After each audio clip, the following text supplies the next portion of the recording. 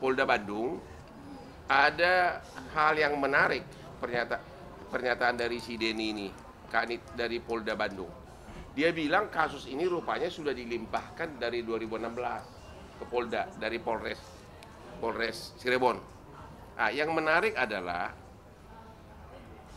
hampir semua 8 orang yang ketangkap ini pada saat di BAP pertama menyatakan ada 3 orang lagi pelaku. Oke, semua ada di BAP, ya.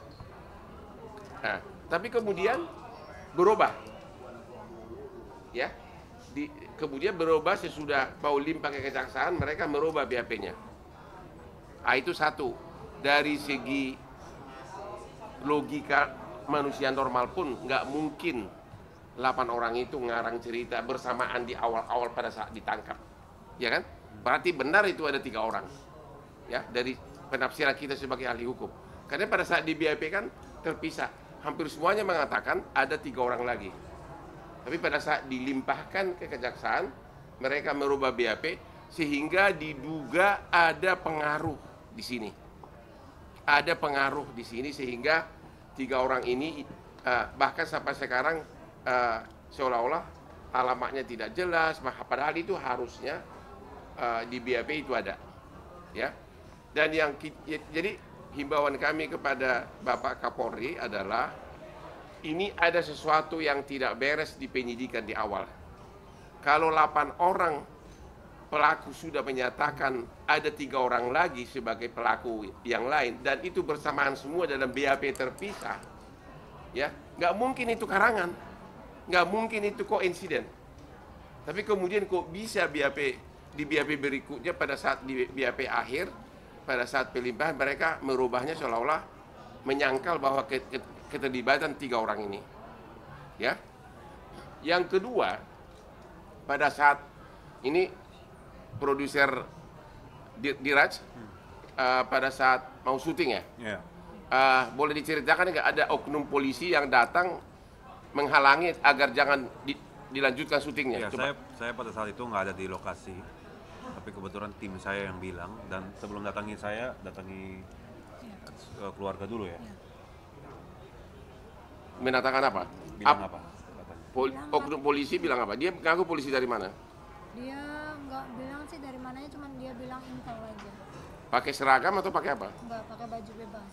Baju bebas. Iya. Okay. Dia bilang kenapa disetujuin bikin film? Harusnya jangan, nanti bikin nama jelek polisi katanya. Jadi nggak tahu pasti apakah dia polisi atau intel polisi. Nggak tahu. Tapi dia mengatakan bikin nama jelek polisi. Dia bilang begitu. Ya. Nantinya image-nya jelek. Saya bilang saya tidak menjelekkan, saya bicara jujur. Memang 8 tahun sampai 8 tahun sekarang 3 ini kemana? Kabarnya seperti apa? Ya. Gitu. Saya tidak bermaksud untuk menjelekkan. Kalau yang datang ke lokasi syuting, Tim saya. timnya dibuka juga agar dilarang juga untuk syuting. Salah satu. Nah, berarti ini semakin menguatkan ada orang yang tidak ingin identitas 3 orang ini terungkap. Jadi himbauan kami kepada Bapak Kapolri dan Bapak Kapolda Jabar agar kasus ini dibuka ulang, penyidikannya khusus terhadap 3 tersangka, dan agar diamankan semua BAP dari 8 terpidana ini yang menyatakan bahwa 3 orang pelaku ini yang sudah DPO terlibat. Ini pasti ada pengaruh besar dari oknum aparat di daerah Jawa Barat ini, ya, karena 8 orang pelaku menyatakan ada 3 lagi pelaku, tapi kok bisa mereka merubah BAP-nya bersamaan lagi merubahnya? Ada apa? Kita sebagai ahli hukum udah tahu lah, nggak usah pakai ahli hukum, orang biasa pun tahu itu. Kalau rame-rame mengakui ada keterlibatan 3 orang, itu bukan karangan, itu bukan koinsiden, dan nggak ada alasan mereka untuk ngarang, ya. Jadi himbauan kami agar kasus ini khususnya identitas 3 orang ini bisa ketahuan, agar keluarganya mulai dipanggil untuk di BAP. Bila perlu semuanya narapidana ini di BAP ulang, ya, di BAP ulang untuk mengetahui 3 identitas ini, 3 identitas yang DPO ini, karena ini sangat menyentuh rasa keadilan kita di Indonesia ini.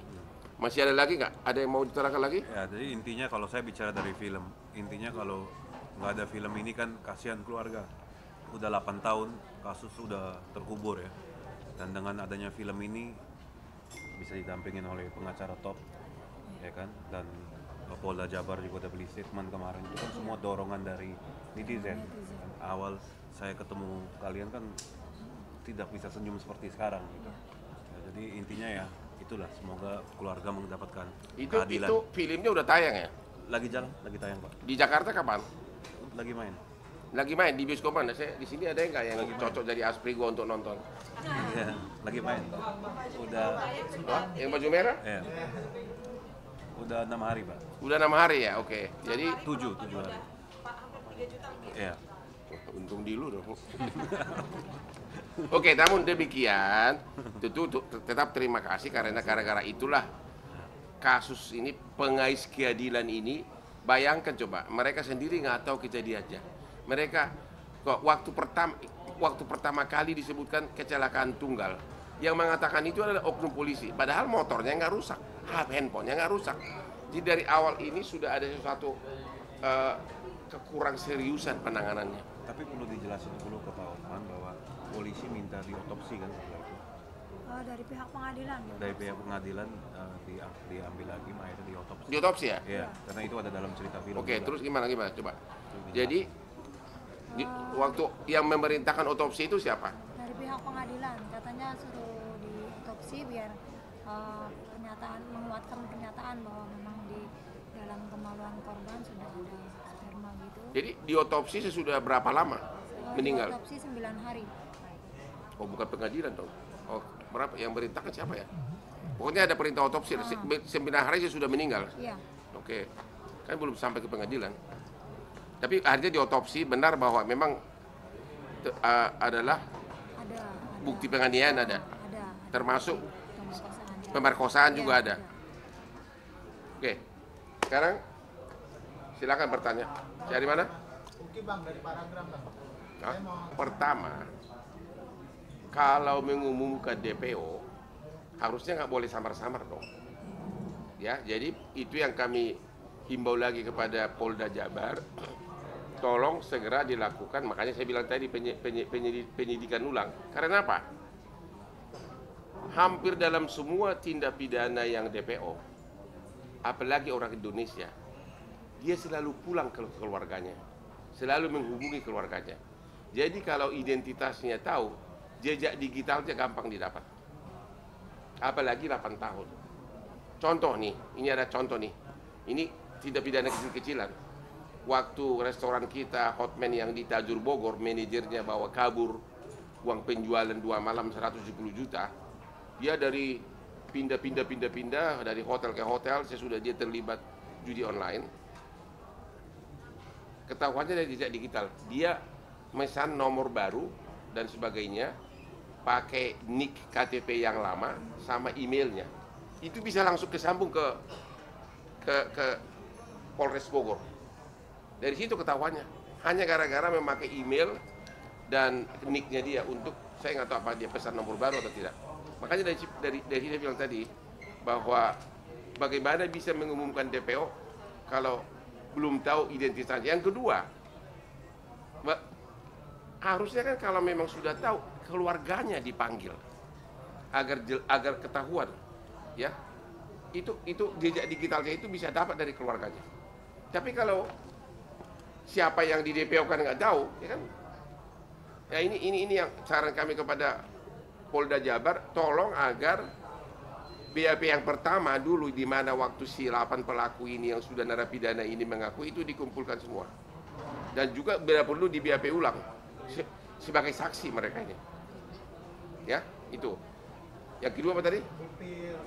Oke, bukti rekaman itu jelas bukan bukti, tapi itu hanya sekedar petunjuk. Bukan bukti sah itu.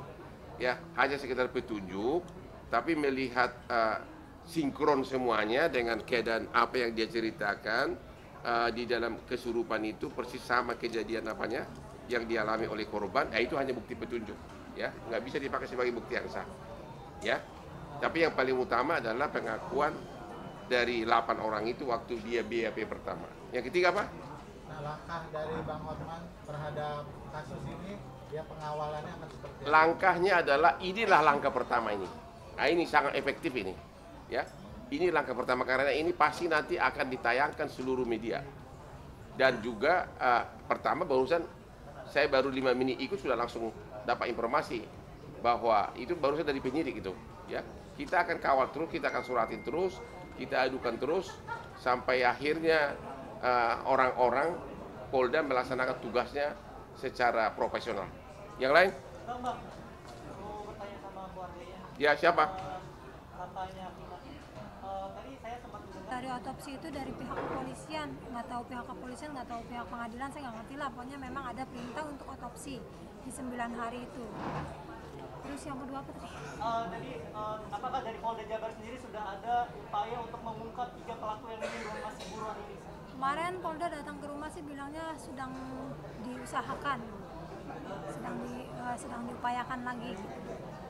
Tapi tadi sudah Polda Jabar sudah mengumumkan 3 DPO, katanya identitasnya sangat kabur ya. Ya, Ya. nggak, bahkan cuma kayak pakai sketsa hitam gitu doang. Nanti kalau abang mau lihat saya bisa. Gitu ya. Tunggu nanti kita minta ya. Oke, jadi Berarti masih dipertanyakan. Itu tadi makanya melalui ini kita menghimbau agar Polda Jabar memulai lagi penyelidikan terhadap 3 orang ini. hasil otopsinya dari 9 hari itu kenapa sih baru 9 hari meninggal baru adanya perintah untuk otopsi gitu? Terus hasilnya seperti apa otopsi? Hasilnya ada spermanya, memang betul ada itu, terus kayak luka-luka gitu juga betul. Sudah pasti adalah karena korban penganiayaan, makanya di persidangan terbukti semuanya dihukum seumur hidup, Iya. kecuali yang di bawah umur cuma 8 tahun. Iya, benar. Jadi itulah bukti bahwa memang penganiayaan ini sudah merupakan bukti bahwa memang benar, bukan kecelakaan tunggal. Ya, alasannya setelah 9 hari diotopsi itu kenapa? Alasannya Mereka nggak tahu, saya tahu detail itu. Orang ini kan orang rakyat kebanyakan nggak tahu lah sampai detail itu. Itu mungkin ditanyakan kepada Polda Jatim, karena ternyata kasus ini langsung dilimpahkan 2016 ke Polda Jabar. apakah dari hasil otopsi itu ditemukan adanya bekas-bekas pemerkosaan dari jenazah Firna? Ya, menurut ya, didengar di sidang ada. Ada. Apa aja buktinya? Emang lu tahu apa bekas perkosaan? Maksudnya di alat kemaluan Iya. korban itu ada spermanya. Ada gitu. spermanya? Iya, Itu Anda tahu itu didengarkan di sidang. didengarkan di sidang. Oh, di persidangan terungkap bahwa hasil otopsi di tubuh bagian intim dari si korban masih ada sisa-sisa sperma. Ya, silakan. Itu aja, Datang ke rumah katanya. Datang ke rumah. Jangan dilanjutkan syutingnya gitu kan. Tapi Iya. itu tahun lalu ya pada saat syuting, bukan Iya. pada saat Ya. Pada saat syuting. Belum ada.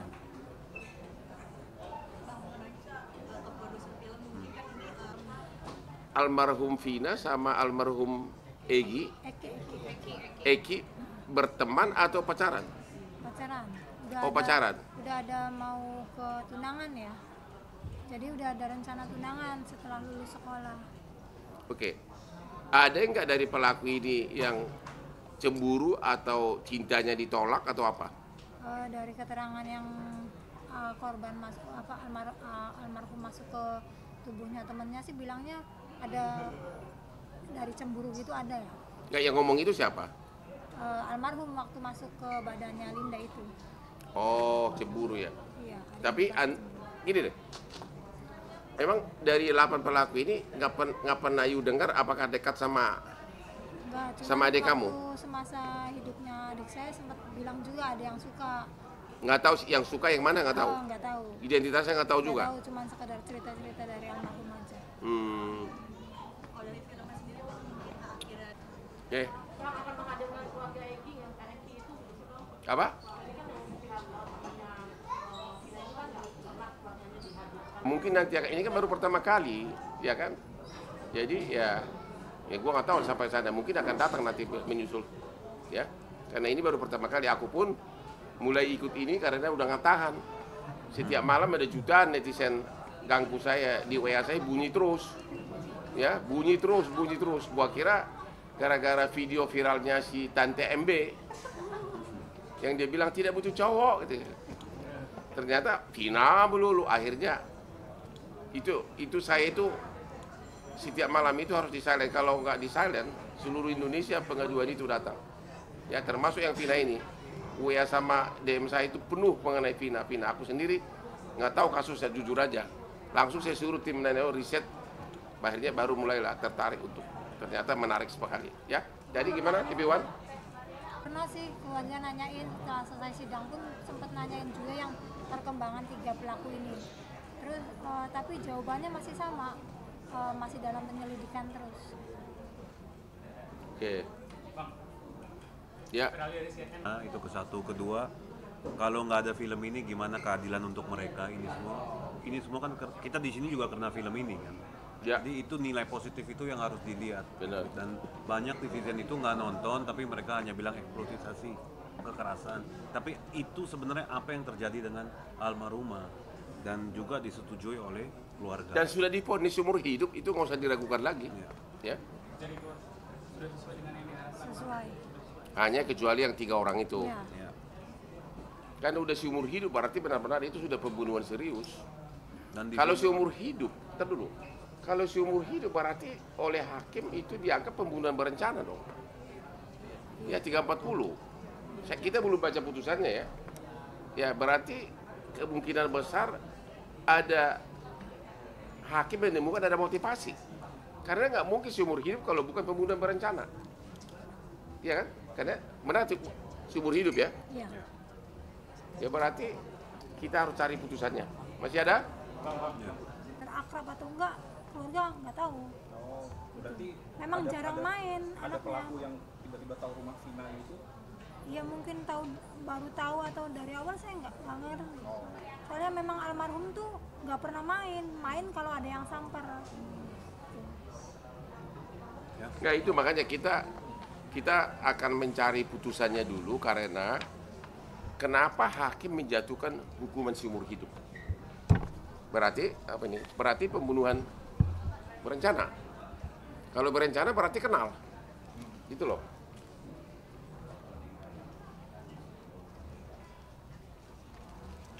Coba ada lagi yang bertanya nggak? Sambil gua baca ini. Silakan. Dari pelaku lain ke lainnya yang sengaja mau apa ini perkosa dan pembunuh. Ada bukti chat. Maksudnya sebelum diperkosa udah direncanakan. Iya benar begitu. Waktu di pengadilan itu ada yang ngasih tahu, saya nggak tahu itu oknum polisi. Lu dengar sendiri nggak? Dengar sendiri. Bilang apa? Badannya kayak badan polisi gitu. Dia bilang dari HP pelaku itu memang ada chattingan bahwa sudah direncanakan nih nanti keluar dari alun-alun Sumber kita giring ke sini gitu. Oh, berarti Sudah ada. saksi ya, Tapi saksi. tapi Polda kemarin ke rumah itu bilang katanya mereka menyangkal. Katanya mereka bikin pernyataan baru bahwa si korban melintas dilemparin pakai batu baru Ya itulah, gitu. itu berarti hakim lebih percaya kepada direncanakan. Kalau nggak mungkin seumur hidup. Kalau itu cuma penganiayaan biasa nggak, paling-paling 15 tahun. Ya, udah itu. Berarti memang jadi memang di sini kami melihat ada ketidakseriusan untuk mengungkap 3 pelaku ini. Ya, kelihatan jelas bahwa pelakunya 11 orang. Kelihatan jelas 8 pelaku itu mengakui keterlibatan 3 DPO ini. Tapi kemudian mereka membantahnya sesudah mau limpah kasus ke kejaksaan. Berarti ada pengaruh seseorang. Dan kemudian yang kedua, diumumkan DPO sekarang ini, ya, tapi identitasnya tidak jelas. Bagaimana bisa mengumumkan DPO kalau identitasnya nggak jelas? Ya, namanya disebutin. Namanya disebutin. Peggy alias apa gitu. Alamatnya nggak disebutin. Tapi bukan nama lengkap bang, kayak gitu dulu. Hah? Oh, baru kayak gitu ya. Hanya kayak gitu. Peggy alias Apa ini beras nih? Gimana tuh Bang, tanggapan abang?